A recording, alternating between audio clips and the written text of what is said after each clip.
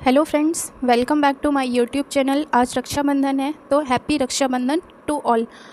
आज हम सामाजिक विज्ञान में एक नए टॉपिक को पढ़ेंगे जिसका नाम है वायुमंडल का संगठन तथा संरचना। टॉपिक का नाम है वायुमंडल का संगठन तथा संरचना। तो सबसे पहले हमें ये पता होना चाहिए कि वायुमंडल होता क्या है। वायुमंडल का मतलब होता है गैसों का आवरण। वायुमंडल में कौन कौन सी चीज़ें शामिल है? तो वायुमंडल में सबसे पहले होती है वायु। वायु के साथ कुछ धूल के कण भी होते हैं और कुछ मात्रा में जल वाष्प होती है। तो इन सब चीज़ों से मिलकर के हमारे वायुमंडल का निर्माण होता है। आइए देखते हैं पहला प्रश्न क्या है। पहला प्रश्न है, पृथ्वी के वायुमंडल में सबसे अधिक कौन सी गैस है? तो हमें पता है वायुमंडल में क्या होती हैं, विभिन्न प्रकार की गैसें। गैसों को ही क्या बोलेंगे? वायु, धूलकण और जल वाष्प। तो सबसे अधिक मात्रा में कौन सी गैस पाई जाती है? हमें बताना है सबसे अधिक मात्रा में कौन सी गैस हमारे वायुमंडल में मौजूद है। तो इसका आंसर है बी, नाइट्रोजन। हमारे वायुमंडल में सबसे अधिक नाइट्रोजन गैस होती है और कितने परसेंटेज होती है? 78%। सबसे अधिक मात्रा में नाइट्रोजन गैस है जिसका प्रतिशत है क्या? 78%। आइए देखते हैं अगला क्वेश्चन क्या है। क्वेश्चन नंबर 2, वायुमंडल में नाइट्रोजन की प्रतिशतता कितनी है? तो इसका आंसर है 78%। ये जो क्वेश्चंस का लेवल बेसिक से मैं पढ़ा रही हूँ क्योंकि एग्ज़ाम्स में बेसिक ही पूछता है, बहुत छोटे छोटे क्वेश्चंस आते हैं लेकिन हमें उनके आंसर पता नहीं होते हैं। हम ओवर कॉन्फिडेंस की वजह से छोटे छोटे इजी प्रश्नों के आंसर को क्या कर देते हैं? गलत करते हैं। इसीलिए हमें सभी प्रकार के क्वेश्चंस को पढ़ना है। तो वायुमंडल में नाइट्रोजन की कितनी प्रतिशत है, कितनी प्रतिशतता है? तो ये है 78%। सबसे अधिक मात्रा में नाइट्रोजन गैस पाई जाती है। तो दूसरे नंबर पर कौन सी गैस आती है? तो दूसरे नंबर पर 21% आती है हमारी ऑक्सीजन। ऑक्सीजन गैस का नंबर है दूसरा, ये 21% पाई जाती है। आइए देखते हैं अगला प्रश्न। वायुमंडल में ऑक्सीजन की मात्रा कितनी है? अभी हमने जस्ट देखा कि ऑक्सीजन की मात्रा कितनी है, तो 21%। अगला क्वेश्चन देखिए, वायुमंडल की सबसे निचली परत कौन सी है? वायुमंडल की सबसे निचली परत बताना है। तो जो हमारा वायुमंडल है, वायुमंडल 5 प्रकार की परतों से मिलकर के बना है। तो आइए देखते हैं कौन कौन सी परत है। हिंदी में हम देखेंगे परतों के नाम। एक सेकेंड, ये सबसे पहली परत है हमारी वायुमंडल की क्षोभ मंडल। सबसे पहली परत का नाम है क्षोभ मंडल। दूसरी परत है हमारी समताप मंडल। दूसरी परत का क्या नाम है? समताप मंडल। तीसरी परत है हमारी मध्यमंडल, ये बीच में पाई जाती है इसीलिए इसको मध्यमंडल बोलते हैं। चौथी परत है थर्मोस्फीयर। चौथी परत का नाम है थर्मोस्फीयर। और सबसे आखिरी या सबसे बाहर की परत है बहिर्मंडल। ये 5 परतें हैं। हिंदी में हमने इनको देखा, क्षोभ मंडल, समताप मंडल, मध्यमंडल, थर्मोस्फीयर एवं बहिर्मंडल। ये वायु की 5 परतें हैं वायुमंडल की। एक सेकेंड, इन्हीं को हम इंग्लिश में देख लेते हैं क्योंकि इंग्लिश और हिंदी दोनों में पूछा जा सकता है, तो हमें इनके नाम इंग्लिश में भी पता होने चाहिए। तो आइए देखते हैं इंग्लिश में पहली परत को क्या बोलेंगे। पहली परत को बोलते हैं ट्रोपोस्फीयर। ट्रोपोस्फीयर। दूसरी परत है हमारी स्ट्रेटोस्फीयर। तीसरी परत है हमारी मीज़ोस्फीयर। मीज़ो का मतलब होता है जो मध्य में हो, मीज़ोस्फीयर। चौथी परत है हमारी थर्मोस्फीयर। एंड सबसे लास्ट जो परत है वो है एक्सोस्फीयर। एक्सो का जो मतलब होता है ये होता है बाहर, और इसमें जो थर्मो का मतलब होता है, थर्म का मतलब होता है हीट। थर्म का मतलब होता है जो चीज़ गर्म हो, तो गर्म वर्ड के लिए यूज करते हैं थर्म। मीजो का मतलब होता है मध्य। तो क्वेश्चन क्या पूछा गया है? वायुमंडल की सबसे निचली परत कौन सी है? तो हमारे वायुमंडल की सबसे निचली परत कौन सी है? तो वो है आपकी ट्रोपोस्फीयर। हिंदी में बोलेंगे इसको, क्या बोलेंगे हिंदी में? क्षोभ मंडल। क्षोभ मंडल जो है ये सबसे निचली परत है या इसी को बोलते हैं ट्रोपोस्फीयर। तो सबसे निचली परत है आपकी ट्रोपोस्फीयर, इसका नाम है ट्रोपोस्फीयर। अगला क्वेश्चन देखिए, मौसम की सभी घटनाएं किस परत में होती हैं? जो मौसम संबंधी घटनाएं होती हैं तो ये किस परत में होती हैं? तो इसका आंसर है ट्रोपोस्फीयर। जो ट्रोपोस्फीयर बोले तो क्षोभ मंडल। ट्रोपोस्फीयर को क्या बोलते हैं? क्षोभ क्षोभ मंडल, और ये सबसे निचली परत है, निचली परत है, इसीलिए यहाँ पर जितनी भी मौसम संबंधी घटनाएं होती हैं वो कहाँ पे होती हैं, क्षोभ मंडल या ट्रोपोस्फियर में। अगला क्वेश्चन देखिए, ओजोन परत वायुमंडल की किस परत में पाई जाती है? जो ओजोन परत है तो ये पाई जाती है आपकी स्ट्रेटोस्फीयर में। ओजोन पाई जाती है आपकी स्ट्रेटोस्फीयर। हिंदी में इसी को बोलते हैं समताप मंडल, समताप मंडल। स्ट्रेटोस्फीयर को हिंदी में बोलते हैं समताप मंडल। और इसमें कौन सी परत पाई जाती है? ओजोन परत। ओजोन आपने बचपन से ही पढ़ा होगा ओजोन परत के बारे में। तो जो ओजोन परत है जो कि समताप मंडल में पाई जाती है, ये क्या करती है? जो सूर्य से आने वाली परावैंगनी किरणें हैं उनसे हमारी रक्षा करती है। जो ओजोन परत है ये सूर्य से आने वाली परावैंगनी किरणों को अवशोषित कर लेती है, पृथ्वी तक नहीं पहुँचने देती है। और जो ये परावैंगनी किरणें हैं ये हमारे लिए बहुत ज़्यादा हानिकारक होती हैं, इनसे कैंसर की संभावना हो सकती है, कैंसर का खतरा हो सकता है। तो ये सुरक्षा कवच का कार्य करती है। कौन सी परत? ओजोन परत हमारे लिए सुरक्षा कवच का कार्य करती है और ये पाई जाती है स्ट्रेटोस्फीयर, हिंदी में समताप मंडल। आइए देखते हैं अगला क्वेश्चन क्या है। वायुमंडल में ओजोन परत का क्या कार्य है? अभी मैंने आपको बताया कि ये क्या करती है ओजोन परत, ये कहाँ पाई जाती है। सबसे पहले आपको याद रखना है कि ओजोन परत पाई जाती है स्ट्रेटोस्फीयर में। स्ट्रेटोस्फीयर हिंदी में याद रखिए इसको, तो समताप मंडल, हिंदी में इसको बोलेंगे समताप मंडल। तो इसका प्रमुख कार्य क्या है? तो इसका प्रमुख कार्य है हानिकारक परावैंगनी किरणों को रोकना। जो सूर्य से हानिकारक परावैंगनी किरणें हमारी पृथ्वी पर आती हैं उनको कौन अवशोषित करती है? ओजोन परत अवशोषित करती है। आइए देखते हैं अगला क्वेश्चन। पृथ्वी की सतह से औसतन ट्रोपोस्फीयर की ऊंचाई कितनी है? तो ये ट्रोपोस्फीयर क्या है? ट्रोपोस्फीयर बोले तो हिंदी में इसको बोलते हैं क्षोभ मंडल। तो क्षोभ मंडल की सतह से ऊंचाई बतानी है तो इसका आंसर है 8 किलोमीटर से 18 किलोमीटर। हमारे धरातल से जहाँ पर हम रहते हैं इससे 8 से 18 किलोमीटर तक कौन सी परत है? ये है आपकी ट्रोपोस्फीयर या क्षोभ मंडल। अगला क्वेश्चन देखिए, वायुमंडल में सबसे अधिक तापमान किस परत में होता है? सबसे अधिक तापमान बताना है कौन से परत में है, तो इसका आंसर है थर्मोस्फीयर। थर्मोस्फीयर का दूसरा नाम क्या है? थर्मोस्फीयर का ही दूसरा नाम है आयन मंडल। आयन मंडल, इसी को क्या बोलते हैं? आयन मंडल। और इसमें सबसे ज़्यादा क्या होता है? तापमान होता है। जो थर्म वर्ड है, थर्म वर्ड का ही मतलब कैसे रिलेटेड होता है?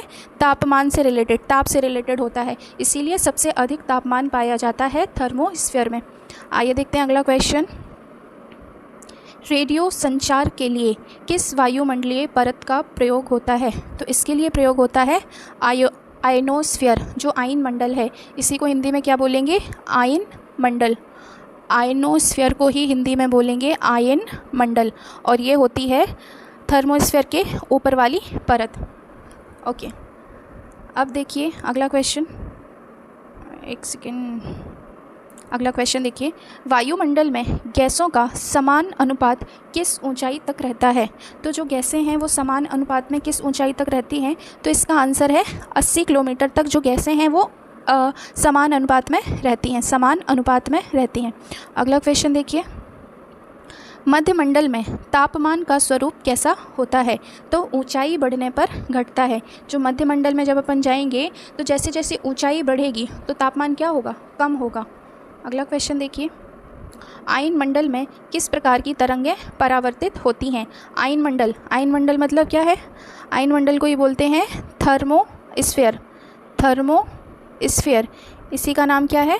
आयन मंडल। तो आयन मंडल में किस प्रकार की तरंगें परावर्तित होती है, मतलब वापस लौट जाती हैं, जहाँ से आई हैं सूर्य से आने वाली किरणें वापस लौट जाती हैं। तो ये कौन सी परत में होता है? तो ये कौन सी तरंगें हैं? ये हैं आपकी रेडियो तरंगें। आयन मंडल में जो रेडियो तरंगें हैं वो वापस परावर्तित हो जाती हैं। अगला क्वेश्चन देखिए, वायुमंडल की सर्वाधिक सघनता किस परत में होती है? मतलब जो गैसें होती हैं सघन रूप से किस परत में पाई जाती हैं? तो इसका आंसर है क्षोभ मंडल, जो हमारी सबसे निचली परत है। पृथ्वी की सतह से सबसे निचली या सबसे पहली परत है वो कौन सी है? आपकी क्षोभ मंडल। क्षोभ मंडल को इंग्लिश में क्या बोलेंगे? ट्रोपोस्फीयर। ट्रोपोस्फीयर। ट्रोपोस्फीयर क्या है आपकी? क्षोभ मंडल। और इसमें जो वायु होती है वो कैसी होती है? सघन होती है।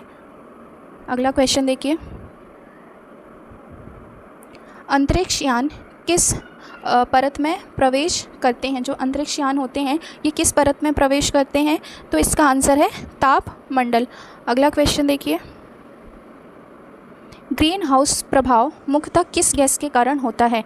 तो जो ग्रीन हाउस गैस प्रभाव है इसके लिए प्रमुख रूप से कौन सी गैस जिम्मेदार है? CO2, carbon dioxide. और ग्रीन हाउस प्रभाव क्या होता है?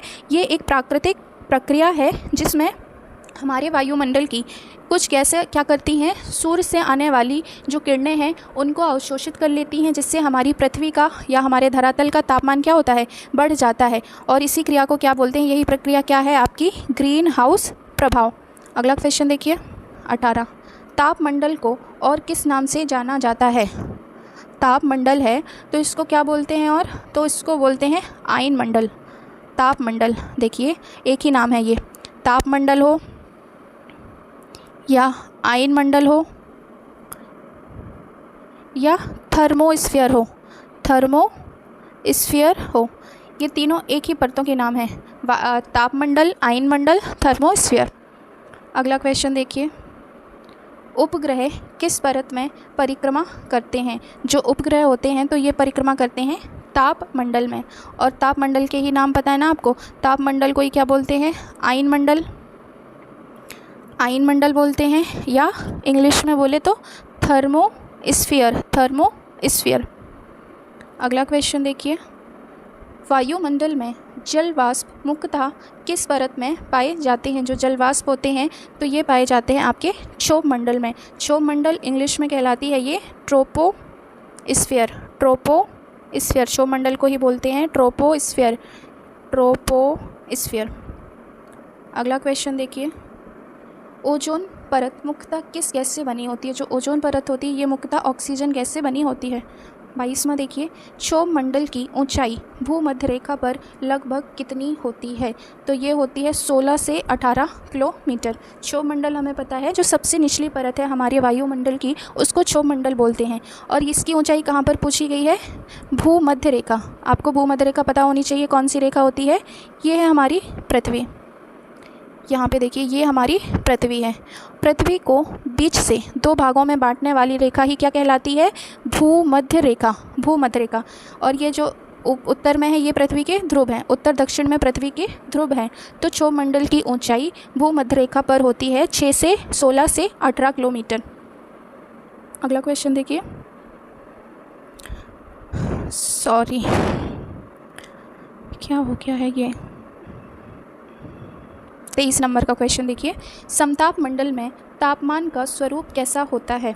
तो समताप मंडल में जो तापमान है ऊंचाई बढ़ने पर बढ़ता है। समताप मंडल इंग्लिश में बोलते हैं इसको स्ट्रेटोस्फीयर। और इसी परत में कौन सी परत पाई जाती है? ओजोन परत पाई जाती है।